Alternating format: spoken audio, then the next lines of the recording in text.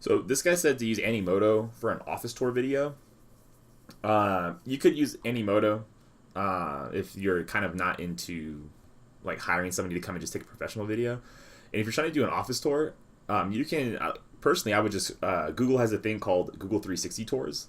And, or what I think it's called 360 tours. Basically, like you call up Google, and then they have a local videographer or photographer, and they come in and they basically do like a 360-degree tour of your business. And then the other thing is that you can then take that 360 tour and then put it onto your Google My Business account, so that when people hit your website, they can like literally like go through your entire office with just their cell phone or their computer.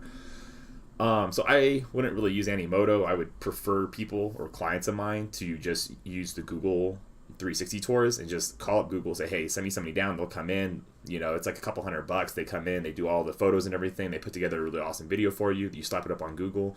It's a good ranking factor for your Google My Business, and you know, it allows people to kind of like interact with your business in a unique way. So I wouldn't use Animoto. Just call the Google guys. They'll fix it. Believe me.